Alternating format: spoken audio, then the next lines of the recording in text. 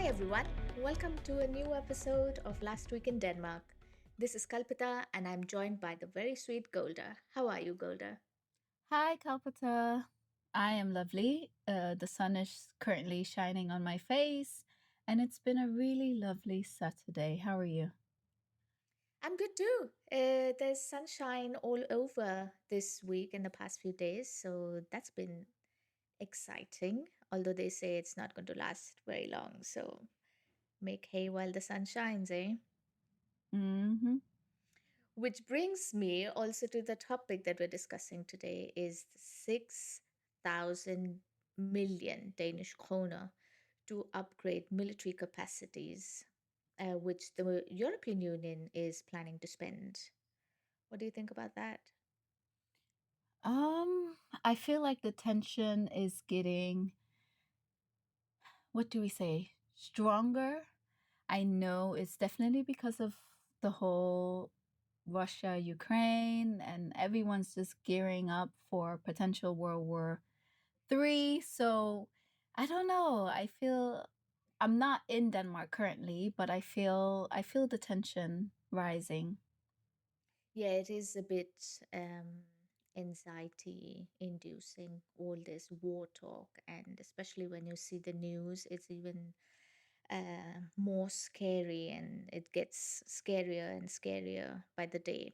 Having said that, I do think that there's potential in the EU coming together and uniting in its efforts to not only boost the military and the Air Force, Navy at the same time, putting feet on the ground in terms of soldiers and creating crisis preparedness, which is also what Denmark is stressing on. Yeah. Yeah. And we can't blame them. We can't blame them. But yeah, we're just sitting back and hoping for the best. But yeah, we'll see how that goes. Yeah. Talking of hoping for the best, PostNord is not really giving us very big hopes. They have planned to not send letters from 2026, which makes me really, really sad because I really love writing letters and sending Christmas cards to family and friends all over the world. Have you tried PostNord for letters? I have, and I'm kind of shocked by reading this. Like, have you wondered how did this come about? What happened? Like what is warranting this new move? From what I read, it's apparently something that was in the works for a while, and it's some postal law that has been adopted very recently, and that meant that PostNova was going to pull out from posting letters, which means they're only going to focus their efforts on sending packages in collaboration with GLS, which means now our only hope for sending letters is with DAO. That's Hmm. DAO. Um, yeah.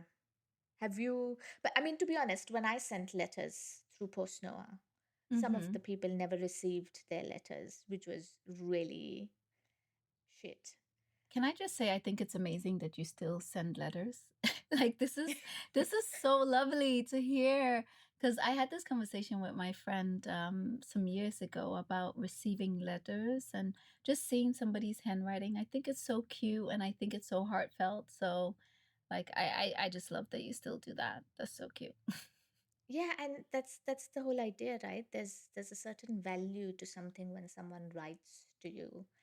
And if Mm-hmm. you're not able to send that across, no matter how digitized we get and how advanced we get as a country and as citizens, I think it's a shame that you can't send a simple letter. Mm-hmm. No, I completely agree. And yeah, I'm not too familiar with DAO. I feel like I have used them at some point, but PostNord is just so familiar and you know, Yeah. Yeah, I I mean they're just not going anywhere. You have to order packages and they're going to deliver your packages. Although I spoke to one of my friends about this as well because she is also an avid letter writer, so to mm, speak. And she said that it's not that PostNord or GLS are going to get any better because they're not posting letters. You always, with PostNord or GLS, have issues with them not delivering to your home address when you've actually paid for it. And the customer service is not that great. So I hope that not sending letters is helping them better their service. Oh, so I kind of just read here that letter volumes have plummeted and they're down 90% since 2000s. Guys, what is going on? Why are we not sending letters anymore? Like, this is actually breaking my heart. This is It, really it breaking my heart. yeah, it is sad, but then it's not. Yeah, it's just, I suppose, change. And when things evolve and the world evolves, and then apparently Hmm. letters are just not going to exist anymore, just like we don't have airmails or what were those called, postcards and stuff like that, which is Yeah. just such a shame. I remember I took this really nice picture at the beach once, and then my mom was like, "Why don't you make this into a postcard?" And I really like felt that. I thought that was such a great idea.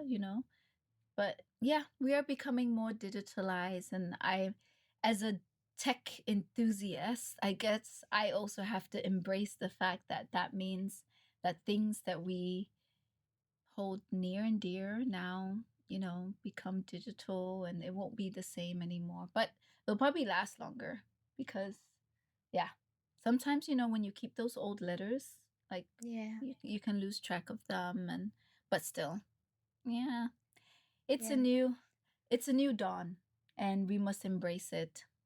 Yes, I'm just not ready for it yet. I don't know if I will ever be ready for it, to be honest. I Yeah, love the but nostalgia. I love to find a letter, mm, somewhere in the corner of your home, and, read yeah, what was written to you at once upon a time. It's just, yeah, yeah. it's I emotional. I feel you. This is quite emotional actually to think about. Yeah. It is. And one of the things that is also coming out of this is vulnerable citizens like your old ones and blind citizens. They are going to be affected the most by this because they're not Mhm. going to get, or they don't know how they're going to receive their letters, whether it's from doctors or the government or the bank, Mhm. which I think is very, very concerning. And I hope there are solutions to it, especially in their favor. It's one thing is nostalgia of letter sending, but I hope there's something in their favor that's going to put their stress at ease, because that's important stuff right there. Yeah. I also think that this opens a new avenue for the government to step in because, as you were saying, digital inclusion is something that we have to work hard at now that we are moving towards a digital future, and it opens up new um, I would say new avenues for government to make an impact among citizens. So, if we're no longer sending physical letters, even from the municipality or banks, you would now need like helpers or people to go to, like people, all the elderly or people who have disabilities, to help them to kind of pull them along as we transition into this new era. Yeah, that's a good point. There's been I'm digressing a little bit from personal and letters here, but there I recently watched, I think it was a news feature about how elderly and the vulnerable population in Denmark is being affected by the caretakers who are not Mm. um, very good at looking after, because one, they are not experts, or they're not educated in taking uh, care of the elderly, but they're also not doing a very good job of it either. So I hope it results, or maybe post Noah and this situation becomes an addition to the situation where there's a serious thought going into how these citizens are looked after and how they are um, um, I don't know, kept happy and informed. Yeah. One positive thing, though, is for people who are environmentalists, they will be very happy because obviously less paper is being used. So, Yeah. in that sense, we can say, okay, less clutter, less paper, which is a small positive. Yeah. There has to be a balance. So I hope letters make a comeback for all good reasons. Hmm. It's just my little heart really is not willing to accept that letters are going out of fashion. That's just not cool. Yeah, I understand. But talking of vulnerable citizens, we have a 40% of population is now spending 18 hours in a month to volunteer. Have you Mm. volunteered, Golda? I have volunteered. I haven't volunteered as much as I used to, especially where I am now. But some months ago, I volunteered and I with an organization in Norway. Hmm. And that was quite interesting. It got me back into, a different headspace. It was an international development organization, and I was speaking on advancing health equity, especially in low and middle income countries. When I was Hmm. in Denmark, I used to sometimes volunteer with like food waste initiatives. Yeah. Um, that was quite interesting. I find these numbers to be quite good. I'm actually really happy to hear this. What were your thoughts when you first read this? Um, to be honest, my first thought was I'm quite sure most of this 40% are internationals because when you come to Denmark as an Mm. international, um, you are told that one of the ways to integrate yourself in the Danish society is to take up volunteering work. Although there's a difference because when you volunteer, you're doing something good for something. So it could be good for society, good for, I don't know, the world, the environment, whatever else. And there's another type of volunteering, which is basically you doing internships which are not paid for, and they're just called volunteering, which I think is a shame. But that aside, I did volunteer actually. I was part of a library. I'm into books. And we used to get a group of women. Um, Funny, it's International Women's Day, Golda. Happy International Women's Day. Oh, how could we start without saying this? Yeah, damn. Oh dear. Happy International Women's Day for anyone listening. Eller kvinners kampdag, as we would say in Danish. Yeah. But yeah, we used to get a lot of women in the library who wanted to learn how to speak English. Mm-hmm. And they, in return, taught me how to speak Danish. And they were women from all walks of life. There was someone who was a PhD researcher. There were women from Arabic countries who didn't speak other languages, but they were very keen to understand their children when they spoke around them. So they wanted to also be cool parents and be part of their kids' lives. And that really had an impact on me because it was incredibly inspiring to see all these women. Not that men were not allowed, it's just that women happened to take the opportunity. Mm-hmm. It was very, very inspiring to see these women making an effort to just learn a new language because they wanted that language to make their life a, a bit wholesome. Like the Mm-hmm. women wanted to be part of their children's lives. One of them wanted to be able to communicate with their office colleagues, and there was another one who was very, very keen to to be able to fight with their partner in English because their partner was more eloquent in English than in Danish. So And I thought that was really, really sweet. And, what uh, kinds of things motivates people? Yeah. I think it's a very positive narrative to know that, you know, people are so open to volunteer their time freely. And also, I think it's so amazing to do like cultural exchanges and language exchanges, and whether it's just like whatever you can do with your time, especially in Denmark, where it can be a bit hard to connect with people. Like, Denmark is voted one of the hardest place to make friends. It's been really hard for internationals to get jobs. Um, so these are spaces in which you can get to know other people, maybe in similar situations as you, or just in different walks of their journey in Denmark, and Danes as well.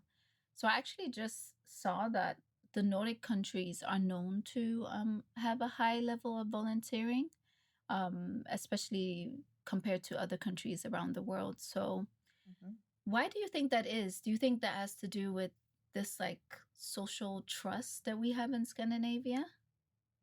I think social trust, and also it would be a result of an advanced society that we are part of. Mm, There is so much that we tend to feel and experience because we live in a first world, and a first world that's one that is inspiring, and the world is following us in hmm. most aspects.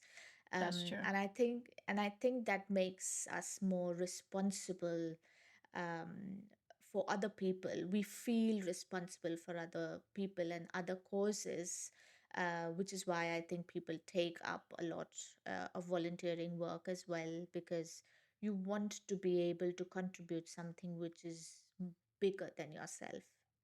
And Hmm. that's what motivates people, I think, in Denmark or Yeah. Scandinavia for that matter. Yeah. And when you speak about advanced society, I think when I used to say this, like when everything, works in your life, it's very hard for sometimes for you to find problems to solve. And Hmm. sometimes we feel like people who are privileged, um, don't use their privilege for anything. They're kind of just like, my life is good and forget everybody else. But I don't actually think that's it. I think when you have your basic needs met from like a socialist government structure, you have more time to actually pursue interest, and you have more time to learn and explore. And then you can give value, not necessarily out of a place of desperation or survival, but out of abundance, right? So it's like, oh, we have, well, compared to other countries, we have work life balance, which means that somebody can go to a book club, or have a little garden, or all these things that they do. And then eventually they also volunteer their time because they're not necessarily constantly exhausted. Um, what do you think? Do you feel like that's the same amongst the Absolutely. internationals? Yeah, absolutely. I think you're hitting the nail on his head. Yeah. I think with internationals as well, it's one of the ways that internationals can make friends and Mm-hmm. find a community for Mm-hmm. themselves. Mm-hmm. It's also volunteering is also something where you actively pursue an interest, you actively pursue a cause that you feel most close to. And that Yeah. is a great way of making your community. If you feel very strongly about sustainability or women's rights or whatever else it is, then you are finding people within that share the same interest as you. Mm-hmm. And that's a very good way to get to know other people, to start making a community. I mean, when Mm-hmm. I came to Denmark, I within 6 months I joined a book club, and that's where I found a social circle. Mm-hmm. And we meet every month, and there's so much that you can gain out of making your own community, and especially through volunteering, because you're not only doing something good, but you're also getting something in return, which is beyond just satisfaction of doing something good. Yeah. And as you use the word community, I really love that, because when you find a community, I feel like the volunteering no longer becomes like an obligation or something you have to do, but rather it's like everyone around you, it's a norm, right? Everyone else is there Yeah. for the same reasons. And you can make friends, and it's also fun. I remember, was it not this Christmas, but the Christmas before? I was also there for African Christmas celebration in Copenhagen that they do. So there's this young lady named Mary who organizes this Africa Christmas event, and we were all in the kitchen, and it's just a bunch of volunteers, and we were cutting up the food, and it was like African food, so it's like something that's like dear to us as well, and we're really excited because we get to eat as well. But it's just, I just love that environment in this big kitchen in Nørrebro that we rented, and we were just like cutting up food, listening to music, dancing, everything. And then everyone just like complimented us on the food, and it tastes so good. So we got to share a part of our culture, but also giving back. So it's an initiative to feed the homeless in Okay. Nepal. So it's African Christmas for the homeless, and they come Okay. in, yeah, in Kulturhuset in Nepal. I don't know if the Culture House. I don't know if Yeah. you've heard about that one. Yeah, so they Yeah. came, and stuff like that just makes me really happy. Yeah, Um, exactly. Yeah, and that's the idea of volunteering as well, right? It's mhm. so incredible that we can do that, and we have the opportunity to give back at the same time getting something in return by volunteering, and Yeah, especially when it's something like what you just mentioned. Speaking yeah. of food, there was another topic I wanted to talk about, which I think is going to be um, good news for most internationals who have kids and kids who go to school in Denmark. There is a big school meal trial that's going to kick off. The government is investing 854 million Danish crowns in a national school meal pilot, which is from 2025 to 2028. And they're going to be testing Mm, different models. It's going to be free meals, they're going to be low cost lunches in both public and private schools. mhm. Um, Golda, you've been to school in Denmark. Did you get free meals or That's a lunches in school? really, really good question. I don't remember. I don't remember. I don't know if my mom packed our lunch or we received, but I do remember a time, um, speaking of food, I do remember a time where Denmark used to like support single parent homes. So every Christmas, we would get this big box sent to our house, and it would have like different food items for Christmas. And this is something I vividly remember from my childhood, just opening up this box and then being able to eat like Danish, traditional Danish food. Mhm. Um, but I don't know why I can't remember if we got food in school. Maybe I was too busy playing too much and all the play breaks. But I think this is an awesome idea. I A lot of people assume that everyone in Denmark always has in abundance. I think the government does really support people in terms of basic needs, but there are some families that are struggling, and I think it would be good as well to help encourage families to eat more healthy as well. Um, because eating healthy sometimes can be a luxury, I say, as a nutritionist, Yeah. because food is available but not necessarily accessible to everyone. So if the Yeah. government steps in and can give healthy lunches and reach kids in that way, that exposes kids to foods they may not be able to have at home. That's just a perspective I'm thinking about now. um Yeah, that's interesting you say that because one of the things that they are also going to be doing is to try different types of um, nutritional needs of children. Mm-hmm. And the idea behind this trial is also to study the impact of healthy food on children, their growth, and their cognitive abilities, and also how it impacts them in the socio-economic aspect of things as they grow and become adults, and Perfect. how the schooling is affecting them because of healthy food. So Yeah. This was actually good because there's a huge. So, for those who don't know, I studied global health and nutrition. So, I very big interest in nutrition, and I think it's quite amazing because the trends within nutrition now is talking about the correlation between what we eat and our mental health. mhm, Um, Many people say now that your real brain is actually in your gut. So to reach children early and see how that works in terms of their concentration and their performance in school, and also their exposures, it could be interesting to with all this data collect and see, does their exposure to healthy school lunch help them as adults make healthier choices?